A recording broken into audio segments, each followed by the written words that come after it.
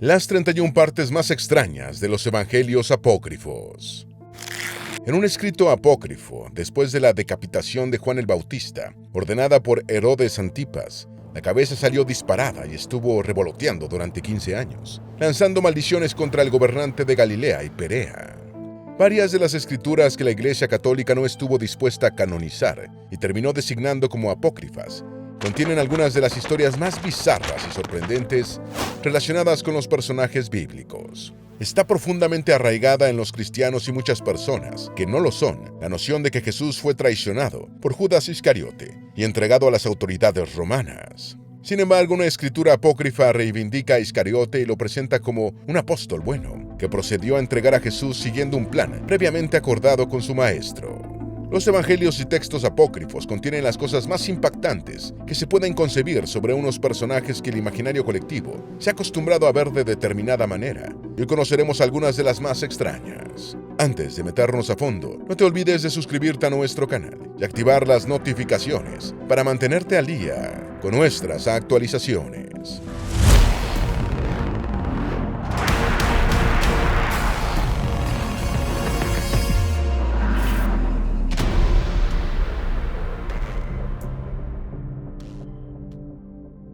Número 1. La reivindicación de Judas Iscariote y la entrega de Jesús a los romanos como un plan preconcebido.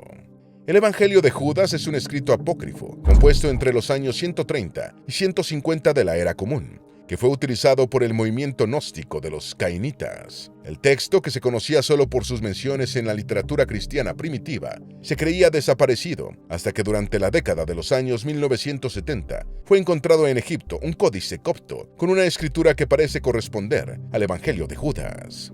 Si bien no fue escrito por Judas Iscariote, el Evangelio apócrifo hace una valoración positiva del apóstol que traicionó a Jesús según los textos canónicos. De acuerdo con el escrito gnóstico, Iscariote era el discípulo favorito de Jesús, y la entrega a los romanos se produjo siguiendo un plan previamente acordado. Número 2. Noé fue un bebé aterrador, según el libro de Enoc. El libro de Enoc es un texto intertestamentario considerado apócrifo por todas las iglesias cristianas, excepto las de Etiopía y Eritrea. Este libro presenta al patriarca Noé, futuro constructor del arca, como un bebé que nació con una piel roja y blanca, muy brillante, cabello también blanco y ojos que iluminaban toda la casa con su brillo. Según el relato, el bebé se sentó y comenzó a hablar, mientras que su aterrorizado padre, Lamec, corría a refugiarse en los brazos de su propio progenitor, Matusalén. Lamec le explica a su padre que siente miedo de su propio hijo, ya que sospecha que sea uno de esos engendros gigantescos, mitad ángeles y mitad hombres, que están causando destrozos por todo el mundo. Matusalén finalmente decide ir a ver a Enoc, quien le asegura que Noé realmente es su nieto y que eventualmente regenerará a la humanidad después de un gran diluvio. Número 3. El bizarro relato sobre la cabeza voladora de Juan el Bautista. La vida de Juan el Bautista es un texto apócrifo atribuido a Serapión, un obispo del siglo IV, y concebido como una ampliación de la biografía del personaje bíblico que bautizó a Jesús.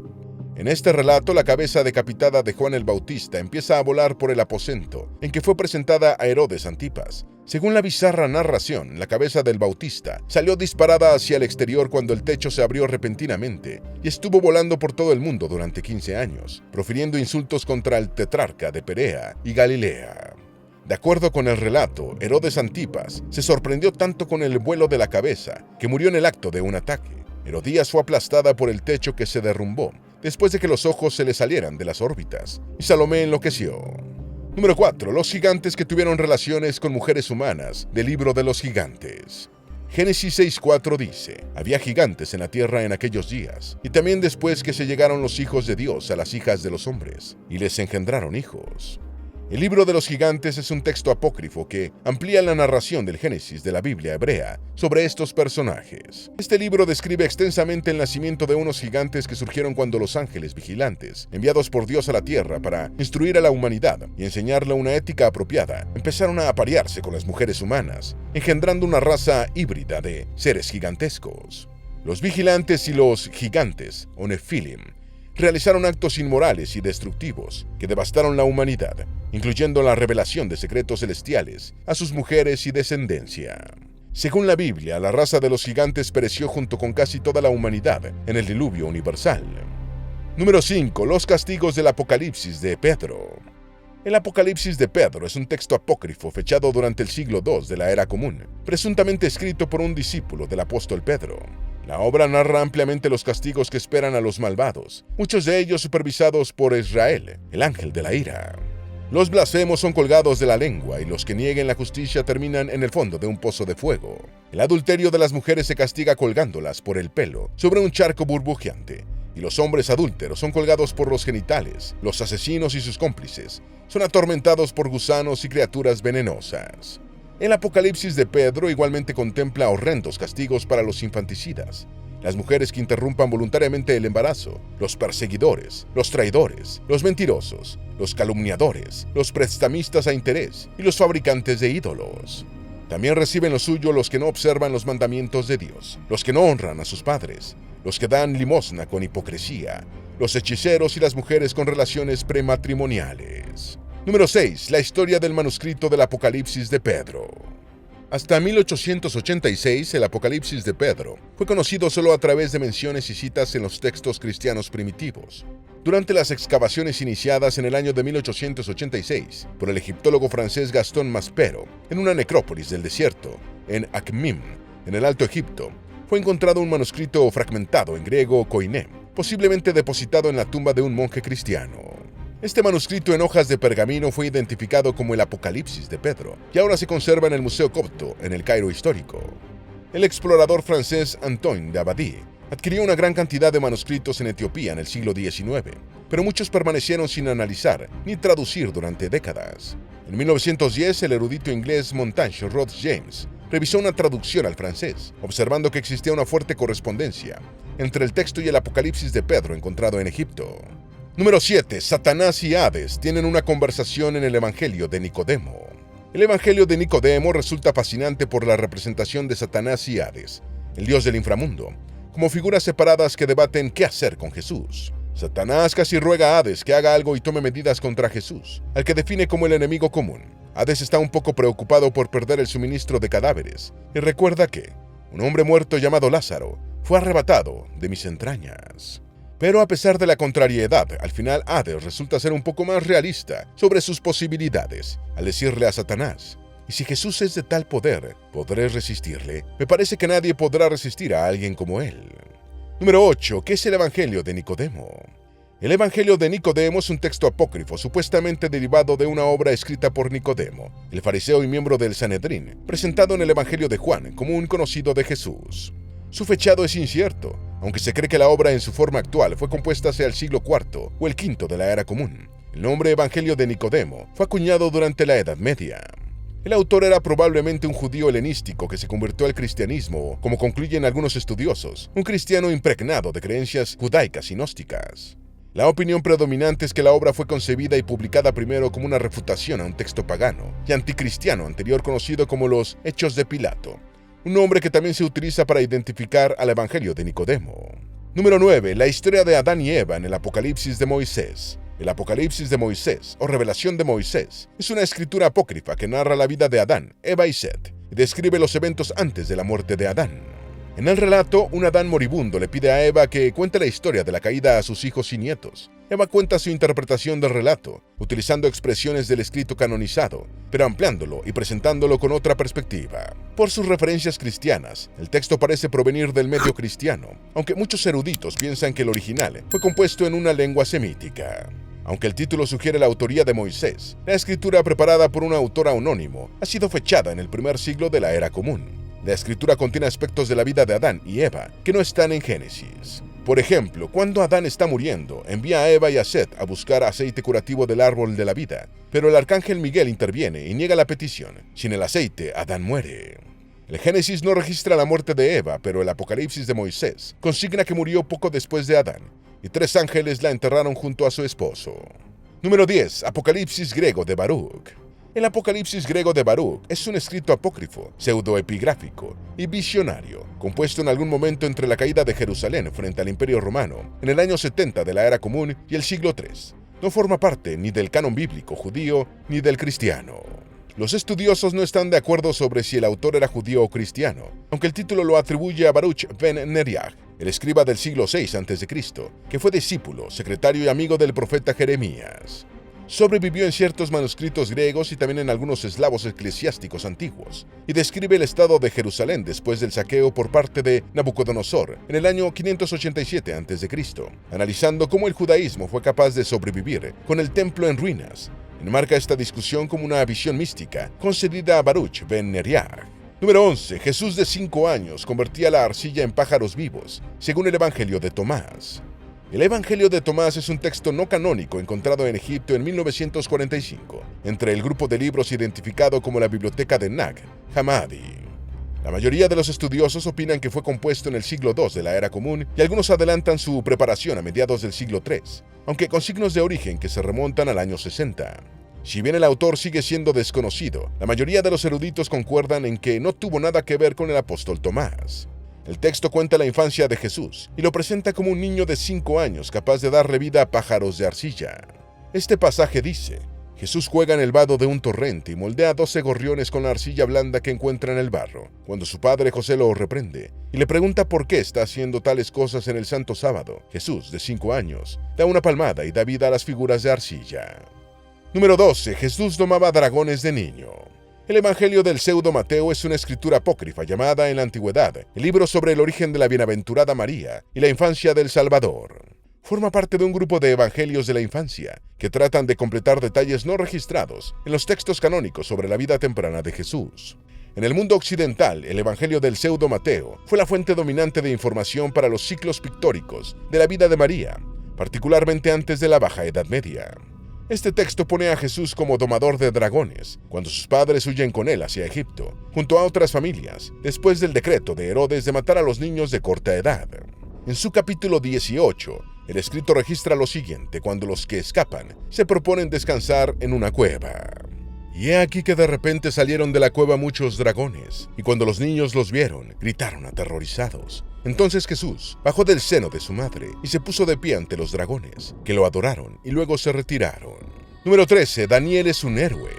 En la Biblia hebrea y en el Antiguo Testamento, Daniel es el personaje principal del libro canonizado que lleva su nombre.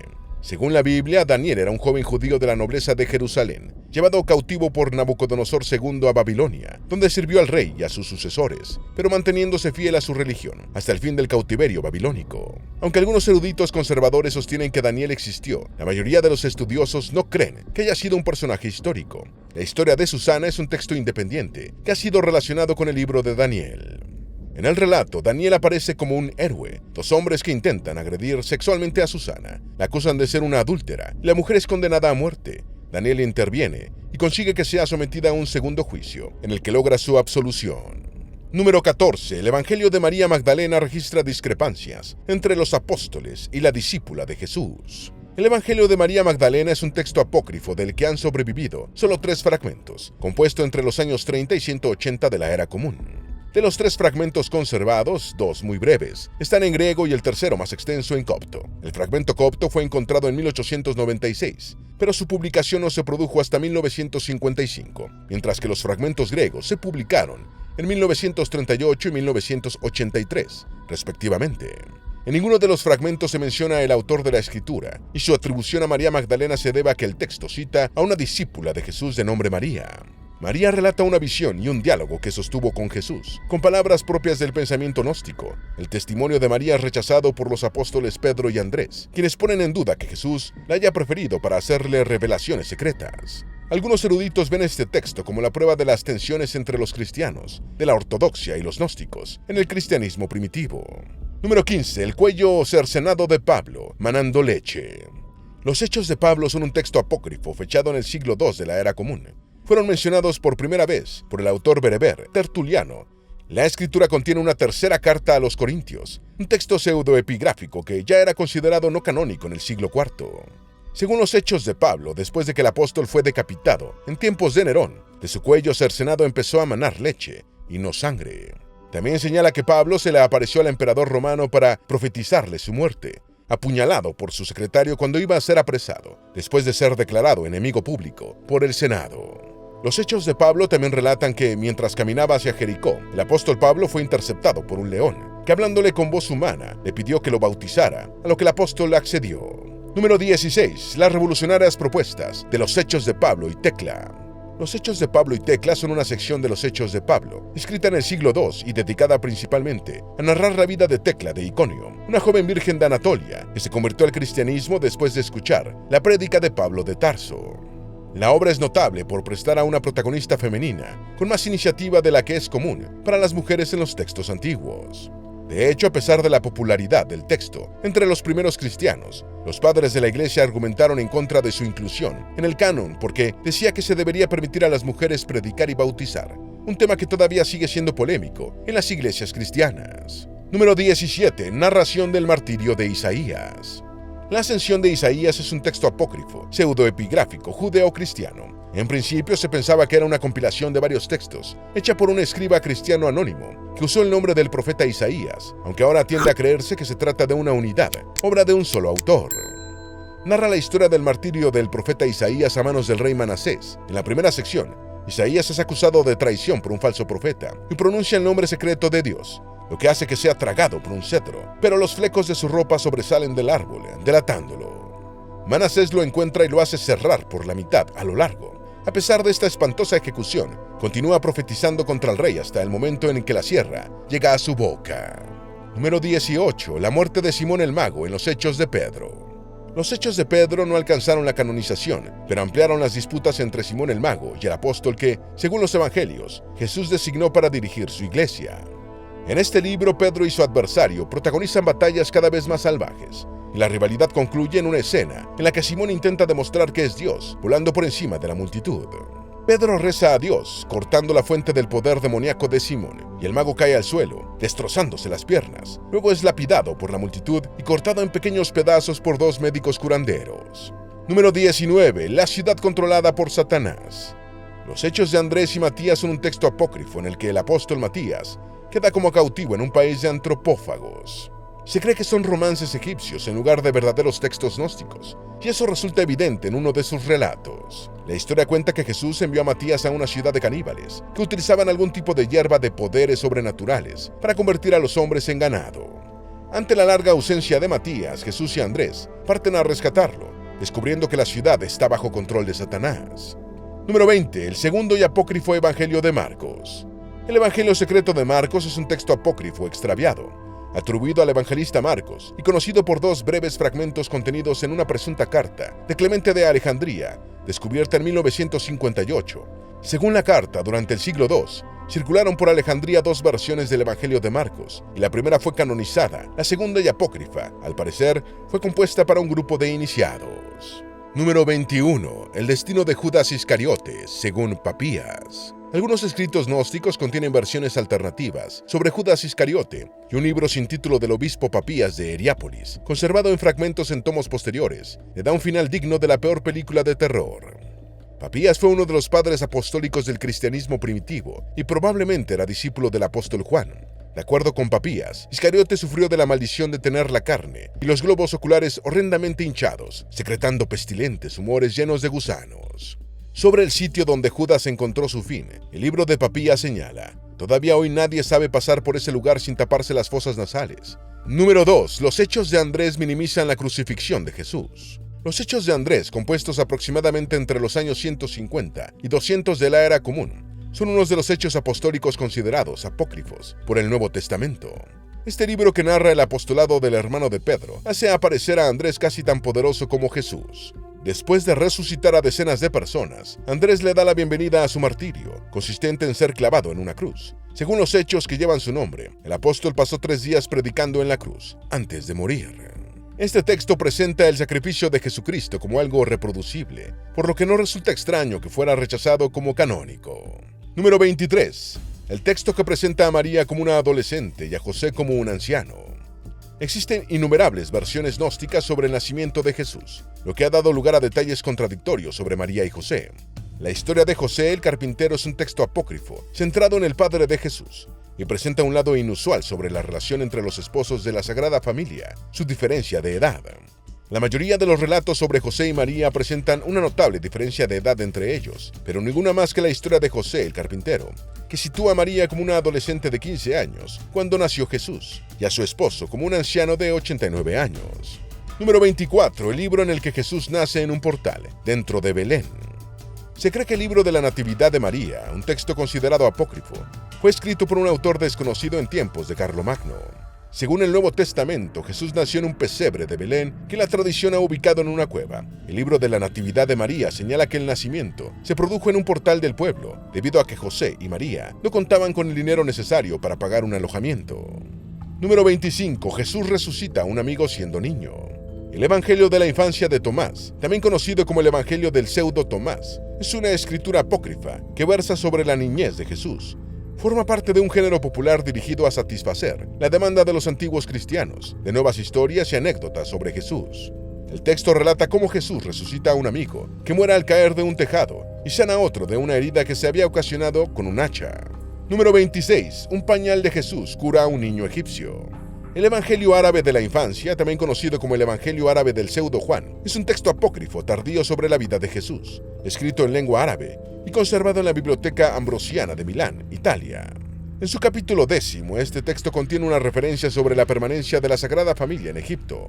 El relato señala que cuando la Sagrada Familia iba camino a tierras egipcias, pasó por una aldea donde vivía un muchacho poseído por un espíritu maligno. Sanó cuando le pusieron en la cabeza un pañal recién lavado de Jesús. Número 27. Diálogo entre Satanás y el apóstol Bartolomé. El Evangelio de Bartolomé es un escrito apócrifo que narra la pasión y resurrección de Cristo. Este texto relata el descenso de Jesús a los infiernos, y si bien no ha sobrevivido ningún manuscrito de la antigüedad, se le suele identificar con un texto llamado Las Preguntas de Bartolomé, del cual se conservan dos manuscritos griegos, uno en Jerusalén y otro en Viena. Una particularidad del Evangelio de Bartolomé es su estilo dialogado, utilizado para tratar temas como la creación de los ángeles, el descenso de Jesús a los infiernos y la caída de Lucifer. En un diálogo del texto entra en escena Satanás para responder a diferentes preguntas del apóstol. Número 28. La aparición de Jesús resucitado frente a María. El Evangelio de Gamaliel es otro de los textos señalado como apócrifo por el Nuevo Testamento. Escrito originalmente en copto, se atribuye falsamente al rabino del siglo I a.C., Gamaliel, y habla de la pasión y resurrección de Cristo. Sobre la resurrección, presenta un distingo importante con respecto a los textos canónicos. Mientras en el Nuevo Testamento Jesús resucitado se le aparece primero a María Magdalena, en el Evangelio de Gamaliel, la primera persona en verlo es su madre, María. Número 29. José de Arimatea es enviado a prisión en el Evangelio apócrifo que lleva su nombre. El Evangelio de José de Arimatea, falsamente atribuido al personaje bíblico que, según la leyenda, recogió la sangre de Jesús en el Santo Grial, está clasificado como un escrito apócrifo. De acuerdo con el Nuevo Testamento, José de Arimatea enterró a Jesús con la ayuda de Nicodemo. En el Evangelio apócrifo de José de Arimatea, los judíos desaprobaban el comportamiento en favor de Jesús, de Nicodemo y José, y por ello este fue enviado a prisión, de la que fue liberado milagrosamente por Cristo. Número 30. El Evangelio apócrifo proislámico. El Evangelio de Bernabé es un texto apócrifo que sostiene haber sido compuesto por Bernabé apóstol, personaje al que refieren algunos textos de la iglesia primitiva. En pasajes claves, esta escritura se alinea con la interpretación musulmana de los orígenes del cristianismo, buscando corregir las enseñanzas neotestamentarias de la fe cristiana. En la interpretación islámica, Jesús no fue crucificado, por lo que no hubo resurrección. Número 31. La prueba de virginidad de María hecha por una partera.